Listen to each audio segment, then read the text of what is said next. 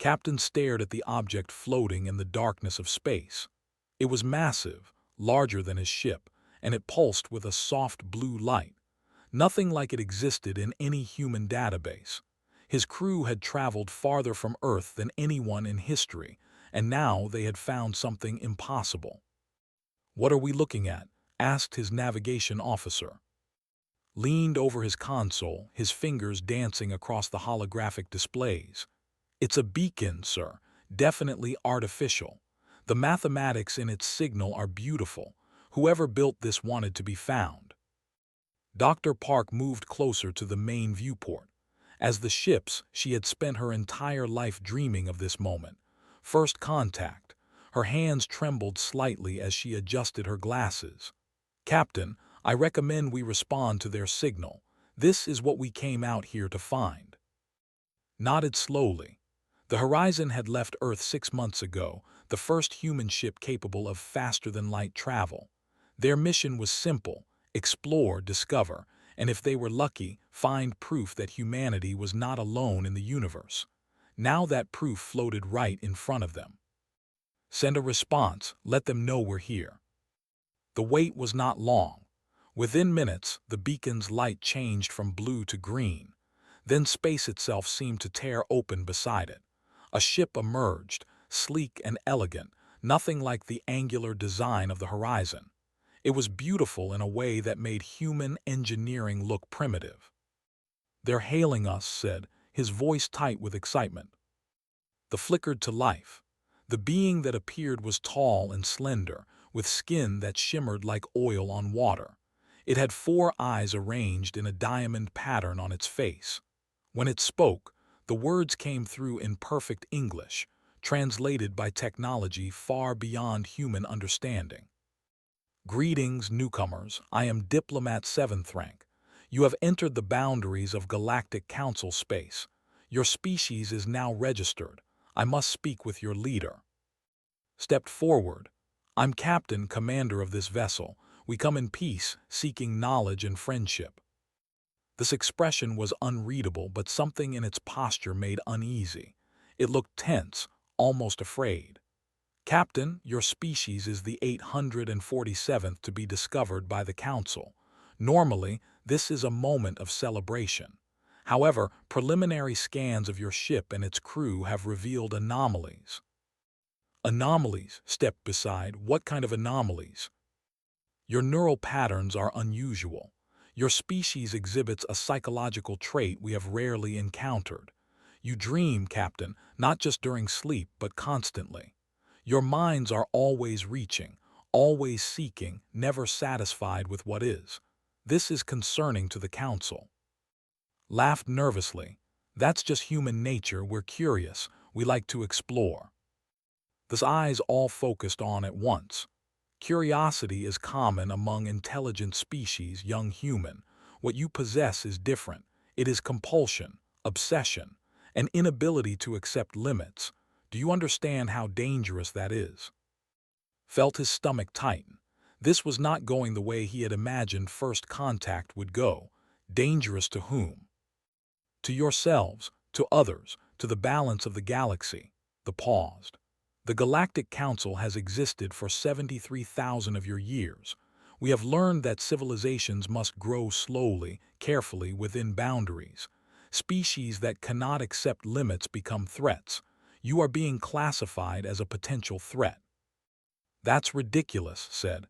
"We've been in space for less than 200 years. We're not a threat to anyone." "Not yet," they agreed. "Which is why the Council is issuing this directive now, before it is too late. Humanity must cease all expansion beyond your home system. You will return to Earth immediately.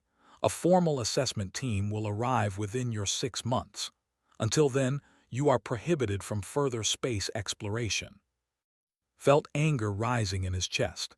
They had traveled so far, worked so hard, and now they were being told to go home and stay there. "And if we refuse?" The shimmer darkened. "Then you will be eliminated. Please do not mistake our diplomacy for weakness, Captain. The Council has eradicated species before. We do not enjoy it, but we will not hesitate if necessary." The transmission ended abruptly. The alien ship vanished back through its tier in space, leaving only the beacon behind. The bridge was silent for a long moment, then spoke quietly. "Sir, I need to tell you something. Before that ship arrived, I was mapping jump routes. It's what I do.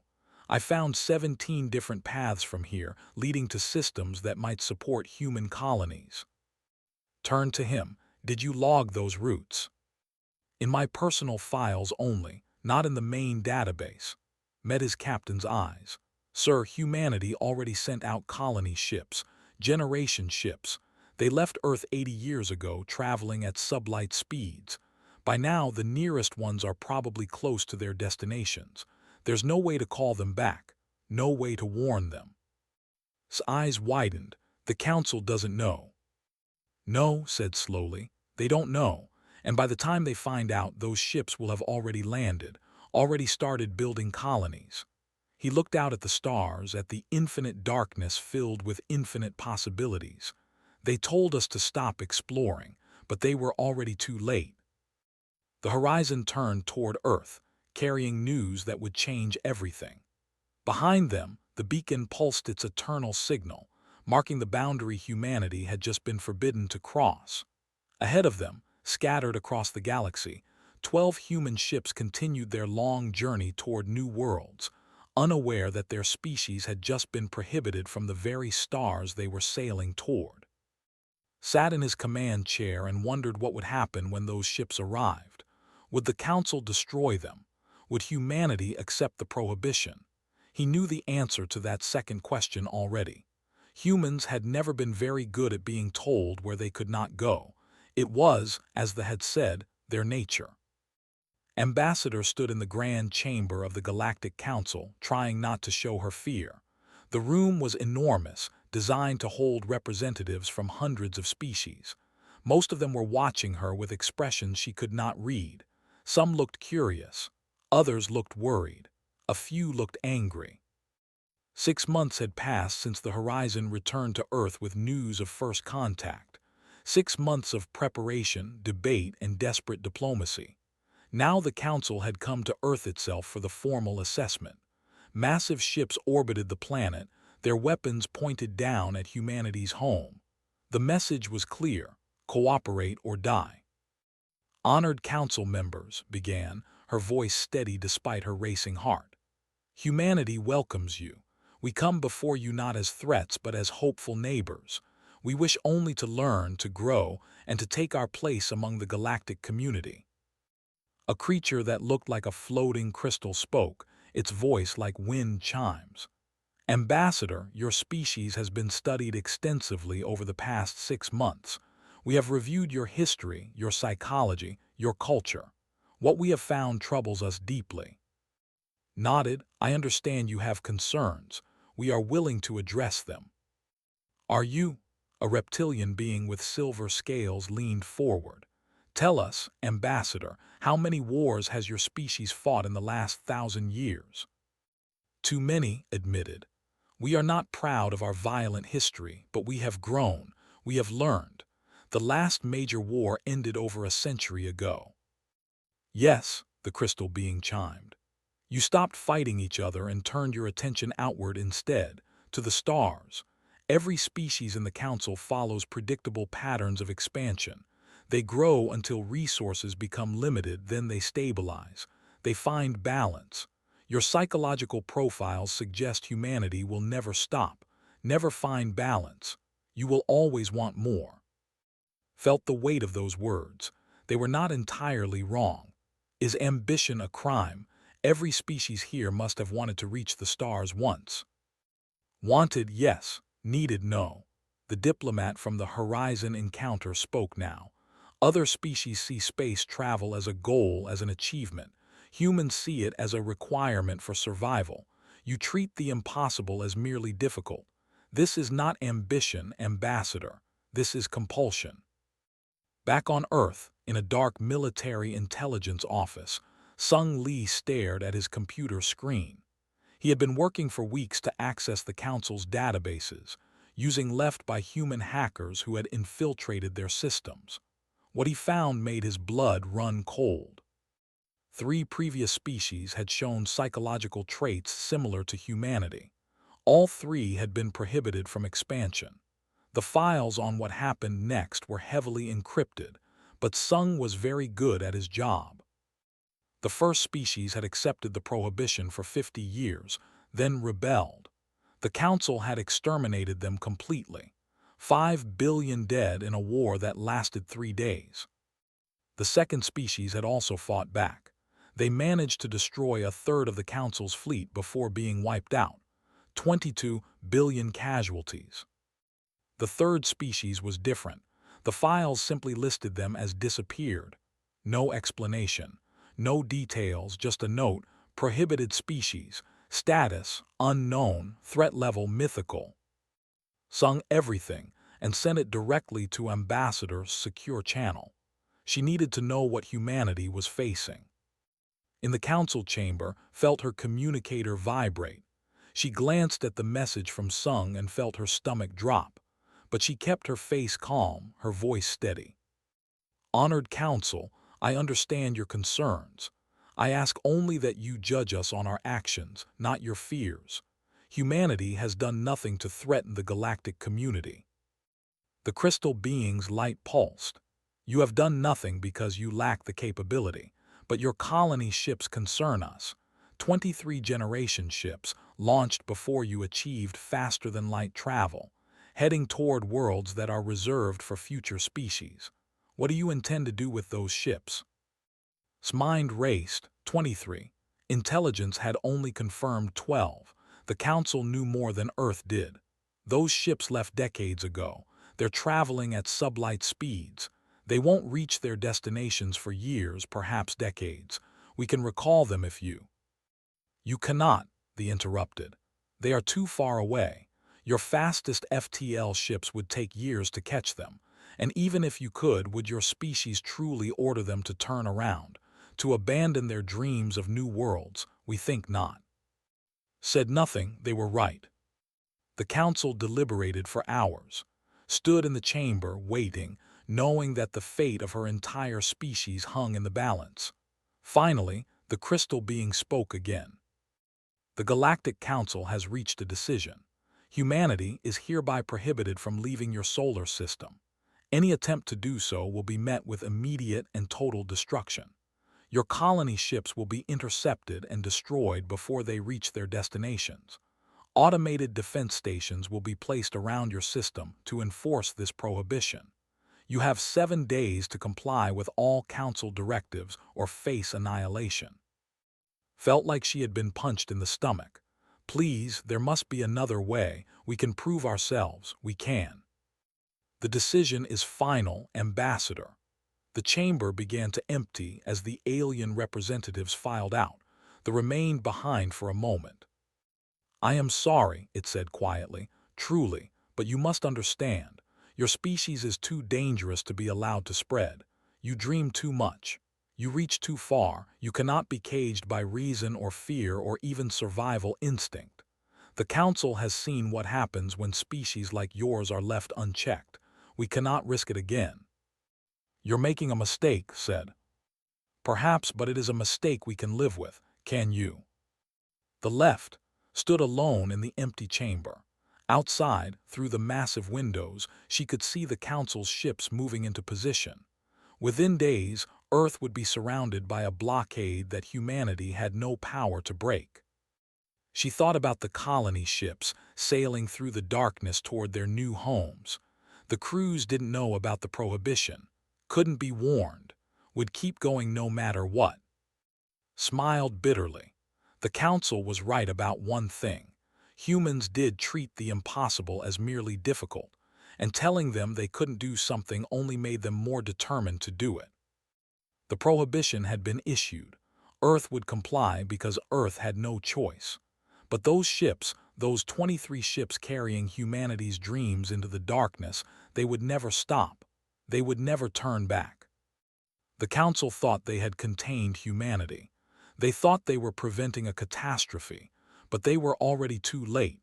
The seeds were already planted, and seeds once planted always found a way to grow. Captain Minu had been born on the generation ship Endurance. His grandfather had walked onto the ship on Earth, young and full of hope. His father had lived and died in the metal corridors, never seeing a planet. Now, at 43 years old, Minu stood on the bridge and watched a new world fill the 442B, he said softly. We made it. Song, the chief engineer, wiped tears from her eyes. She was third generation like Minu. Her grandmother had helped build the Endurance in Earth orbit 82 years ago. My grandmother used to tell me about Earth. Blue skis, rain, wind on your face. I never believed I would feel those things. You will, Minu promised, starting tomorrow. The Endurance had traveled for 82 years across the void of space. 50,000 people lived on the ship, most of them born during the journey. They had maintained their course, their mission, their dream. Earth was just a story to them now, told by the oldest generation before they died. This new world, this was their home. Bay, the communications officer, looked up from his station. Captain, I'm picking up something odd. Radio signals from nearby systems. They're using old Earth protocols. Minu felt his heart race.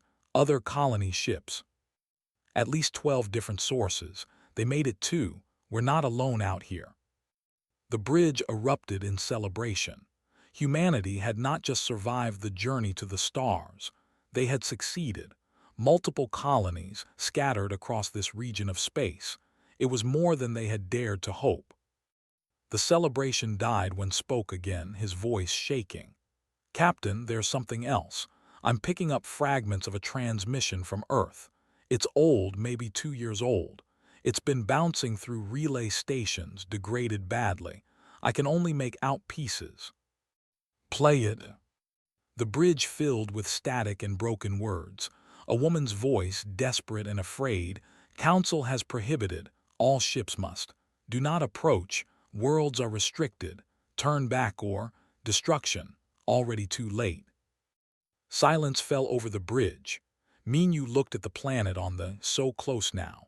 Then he looked at his crew, at who had spent her entire life maintaining the engines that brought them here, at the thousands of people sleeping in pods below, dreaming of the moment they would wake up on solid ground.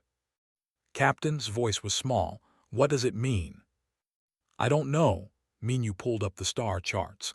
But those council worlds the message mentioned. Cross-reference our target planets with the Council's database, assuming we can even access it. Worked quickly. His face went pale. Sir, every planet targeted by our colony ships was marked as reserved by the Galactic Council. For future species they plan to uplift. We're not supposed to be here. We didn't know, said. How could we? The ships left Earth before humanity even met the Council. Minu stared at the planet. Home. The only home most of his crew had ever known in their dreams. Can we turn back? No, sir, shook her head. We have enough fuel for landing, but not for the return journey. Even if we could go back to Earth, we'd run out of food in 3 years. Half our pods are failing. If we don't land, 50,000 people die. On Earth, Bay's brother worked in the communications center beneath the Himalayan mountains. He was also named, a family tradition.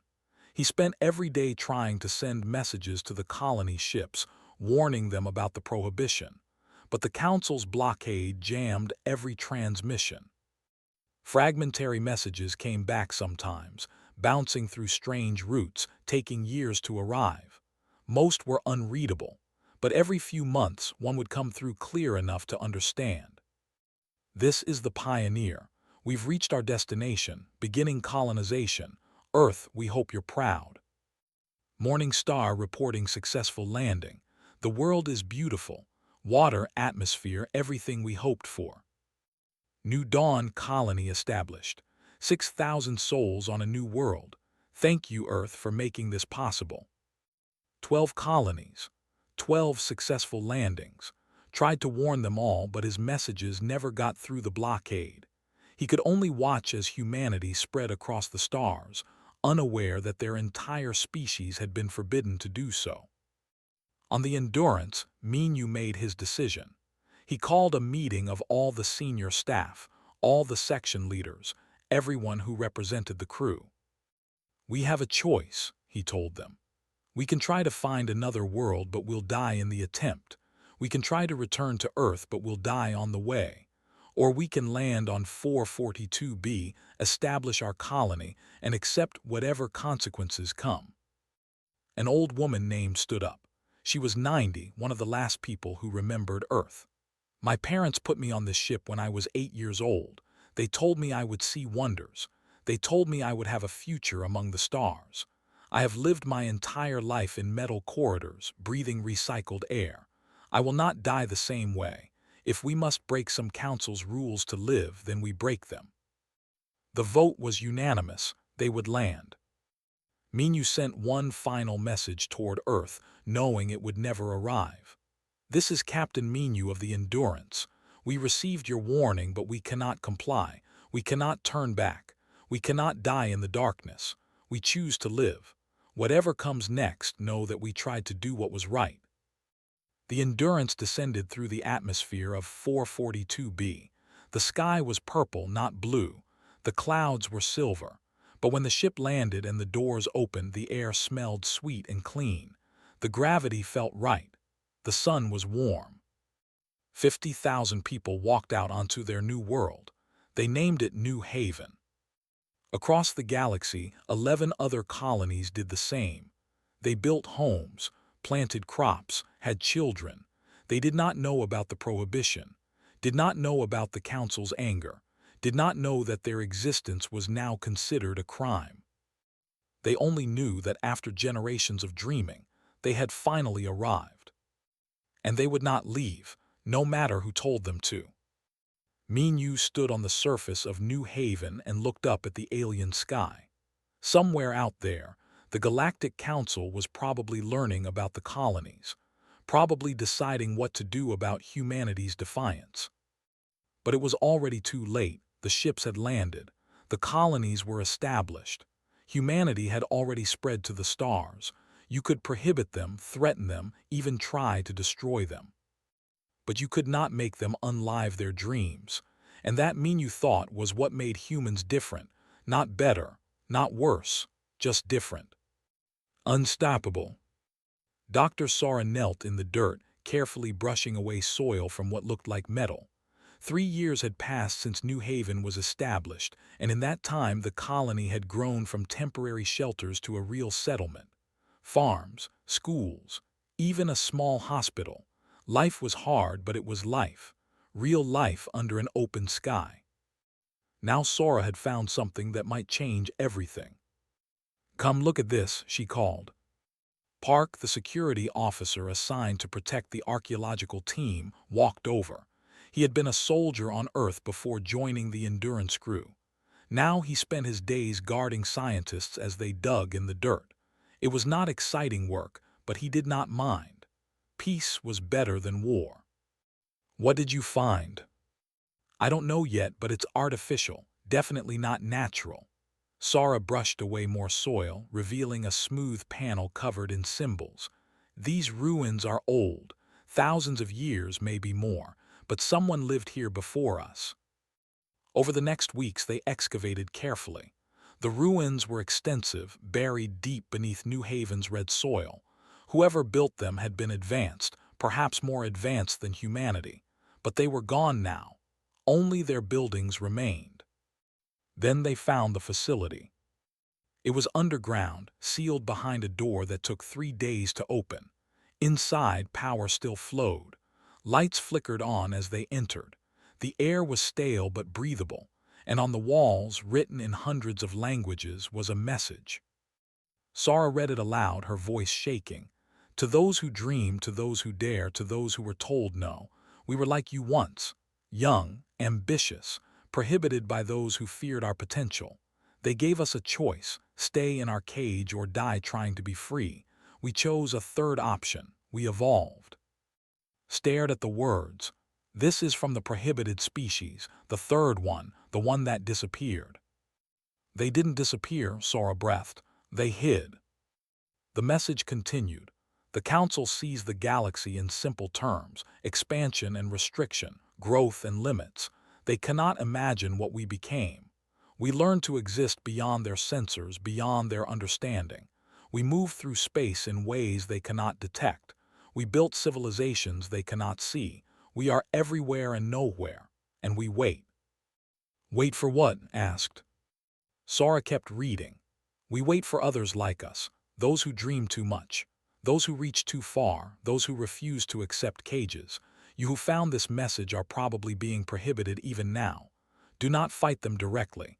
You will lose. Instead, learn what we learned. Adapt, hide, spread like seeds on the wind. The galaxy belongs to those who dare, not those who permit.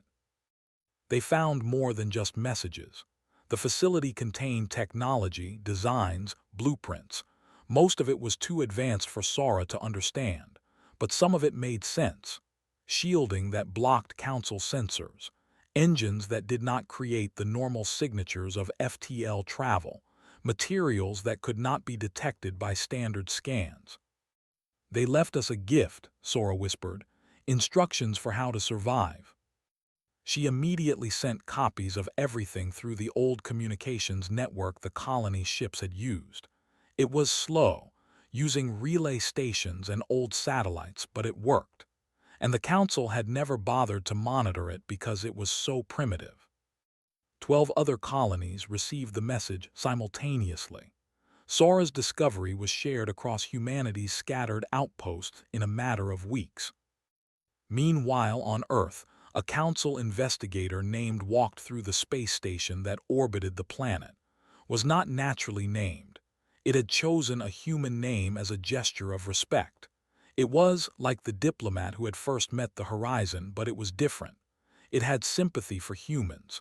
It thought the prohibition was wrong, but had a job to do. Verify that Earth was complying with the Council's orders. Check that the blockade was working. Make sure humanity stayed in its cage. The inspection took 2 weeks. Examined records, interviewed officials, scanned every ship in Earth's system. Everything was in order. No FTL signatures. No attempts to leave the solar system. No violations of any kind. Filed its report. Humanity is contained. Prohibition is effective. No action required. The Council accepted the report. Earth was behaving. The crisis was over. But knew something was wrong. The humans were too calm, too accepting. In all its years studying them, had never seen humans accept defeat this easily. They were planning something. They had to be. Said nothing in the report. It was not sure why. Perhaps because it believed the prohibition was unjust. Perhaps because it was curious to see what humans would do.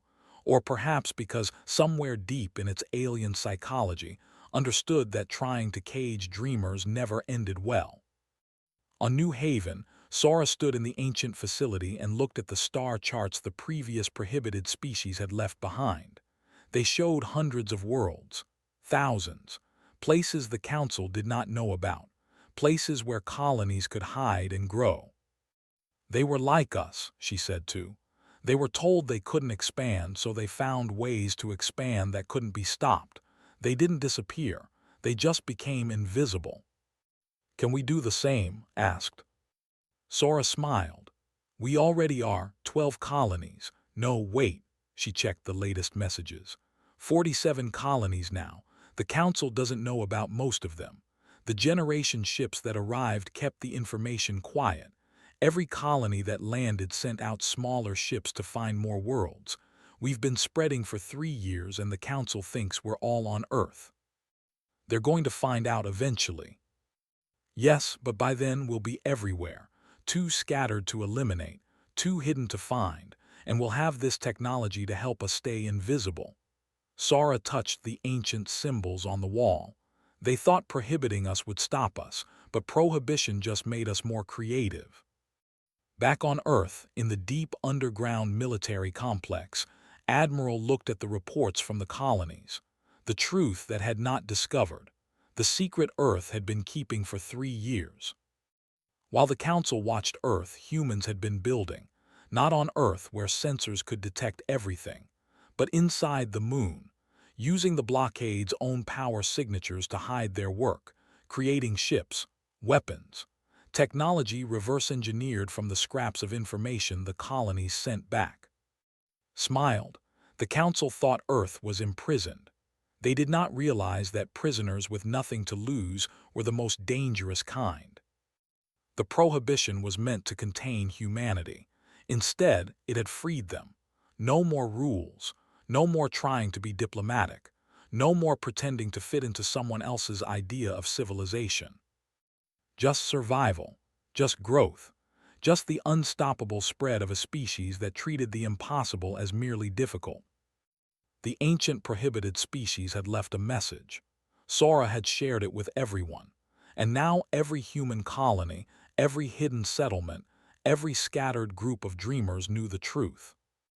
They were not alone. Others had been prohibited before them. Others had survived. Others had thrived. And if it could be done once, it could be done again. The galaxy belonged to those who dared. 20 years had passed since the Prohibition. 20 years since the Galactic Council had ordered humanity to stay in its cage. The Council believed their orders had been followed. Earth remained blockaded. No FTL signatures had been detected leaving the human home system. As far as they knew, humanity had accepted its fate. Then the trade routes started changing. A Council merchant ship disappeared while carrying rare metals between two systems. Not destroyed, just gone. Another ship reported their cargo had been stolen in transit, but sensors showed nothing. Resources meant for Council worlds never arrived at their destinations. The Council investigated. They found nothing. No human ships, no signatures, no evidence. Then the structures began appearing.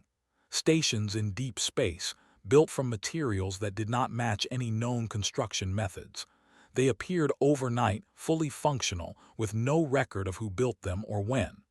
The Council sent ships to investigate. The stations were always abandoned by the time they arrived. Admiral stood in the command center hidden deep inside Earth's moon. Around her, dozens of screens showed what the Council could not see. 47 colonies had become 203. Human settlements spread across 3 sectors of space, hidden by the technology the ancient prohibited species had left behind. Admiral, the Council is convening an emergency session, her communications officer reported. They know something is wrong, they just don't know what. Smiled, 20 years of preparation, 20 years of building in secret, 20 years of using every advantage, every trick, every bit of cleverness humanity possessed. Now it was time to show the Council exactly what they had tried to contain. Open a channel, all colonies, tell Captain it's time. Across the galaxy, on a station that existed in a space between spaces, Captain received the message. He was 70 years old now, his hair, his face lined with age, but his eyes were still sharp, still dreaming. Well, he said to his crew, I guess we're not hiding anymore. The Galactic Council chamber filled with panicked voices. The crystal being's light flickered rapidly. The reptilian delegate hissed in anger. The diplomat who had first met humanity stood in shock. 47 violations, one delegate shouted. 47 human colonies on restricted worlds. No, another corrected. Our latest scans show over 200 settlements. They're everywhere. How is this possible? We had them contained. Stepped forward. The investigator had known this day would come, had prepared for it. Honored Council, I must confess. When I filed my report 20 years ago, I suspected something was wrong. I should have investigated further. You lied to the Council. The crystal being's voice was sharp. I reported what I observed. Earth was contained, and it still is. But Earth was never the threat. The colony ships we forgot about, those were the threat. By the time we prohibited humanity, they had already spread too far to stop. The Council chamber descended into chaos. Some delegates demanded immediate military action. Others argued for negotiation. A few suggested that humanity had already won, whether the council admitted it or not. Then the transmission came. Every screen in the chamber lit up simultaneously. Captain's weathered face appeared, broadcasting from an unknown location. Honored members of the Galactic Council, this is Captain speaking on behalf of free humanity. 20 years ago, you prohibited my species.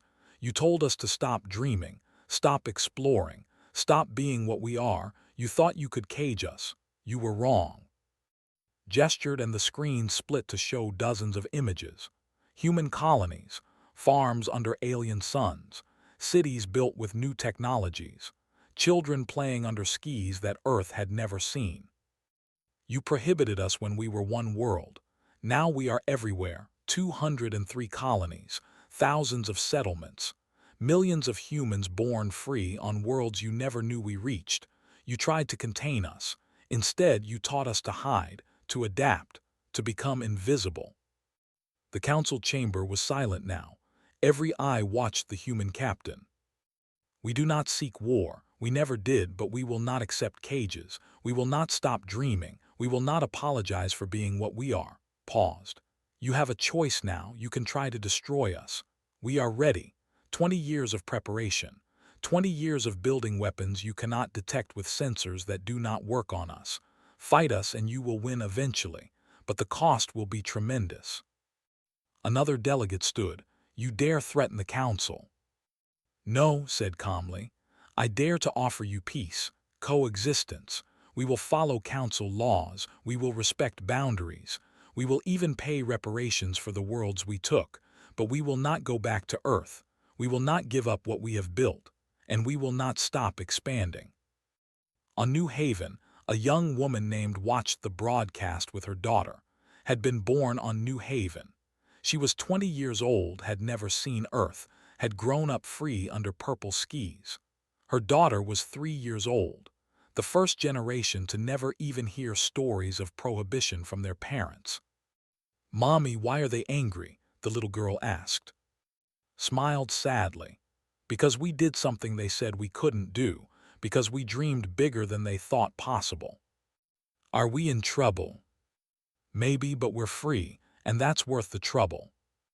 In the council chamber, the debate raged for hours. Some delegates wanted war, others wanted negotiation. The diplomat stood and spoke quietly. I met the first humans we encountered. Captain, actually, he is the one speaking to you now. I told him then that his species was dangerous because they could not accept limits. I was right, but I was also wrong. Explain, the crystal being demanded. Dangerous is not the same as evil. Ambitious is not the same as destructive. Humans dream, yes. They reach beyond what seems possible, but look at what they have built. The gestured at the screens showing human colonies. They have not enslaved other species, have not destroyed worlds, have not waged wars of conquest. They have simply spread, like seeds on the wind growing where they land. They violated our prohibition. A prohibition that was unjust to begin with, spoke up. We feared what they might become, but what they have become is simply alive, free, scattered across the stars, doing what all living things do, surviving, thriving, growing. The debate continued through the night. Arguments raged, tempers flared, but slowly, gradually, a consensus formed. War would cost too much. Humanity was too scattered, too hidden, too prepared. They could be fought, probably even defeated, but at what cost? Ambassador, now an old woman, stood before the council one final time. She had waited 20 years for this moment. 20 years of playing the diplomat while her species spread across the galaxy. Honored council, she said, her voice still strong despite her age, my species does not ask for forgiveness. We do not apologize for surviving, but we do offer partnership. We have technologies you do not possess. Knowledge gathered from the ancient prohibited species who came before us. We can share. We can contribute. We can be part of the galactic community if you will let us. The vote took 3 days. In the end, the decision was clear. The prohibition would be lifted, not as a gift, not as forgiveness, but as an admission of reality. Humanity could not be contained, could not be controlled, could not be stopped. The galaxy would have to make room for dreamers. Captain received the news on his hidden station. He was old now, tired, but satisfied. He had lived to see humanity free. "We did it," he said to his crew. "They tried to cage us, but we were already gone." On New Haven held her daughter and watched the sunset. The sky turned from purple to deep red. 2 moons rose over the horizon. In the distance, she could see the lights of New Haven City growing larger every year. Her daughter tugged her sleeve. "Mommy, are there more worlds like ours?" "Hundreds," said, "thousands, and someday humans will live on all of them." "Can we visit?" Laughed, "When you're older, we have all the time in the world, all the time in the galaxy." The prohibition had been lifted. Humanity was free, not because they had asked permission, not because they had followed the rules, but because they had done what humans always did when told something was impossible. They did it anyway. Admiral broadcast the final message to all human colonies. The Galactic Council prohibited humanity. They thought they were protecting the galaxy from us. Instead, they taught us to be unstoppable. They gave us no choice but to spread in ways they could not track, to build in places they could not see, to become invisible, impossible, inevitable. She paused, looking at Earth rising outside her window. Home, prison, and finally just another world in humanity's growing empire. They prohibited us, but it was already too late. We had already left, already spread, already taken root in 100 different worlds. You cannot prohibit dreams. You cannot cage hope. You cannot stop a species that looks at the word impossible and says, "Watch me." The galaxy would never be the same. Humanity had arrived, not with permission, not with approval, but with determination, creativity, and an unstoppable drive to reach beyond their grasp. The Galactic Council had prohibited humanity, but humanity had never been very good at following the rules. And in the end, that made all the difference.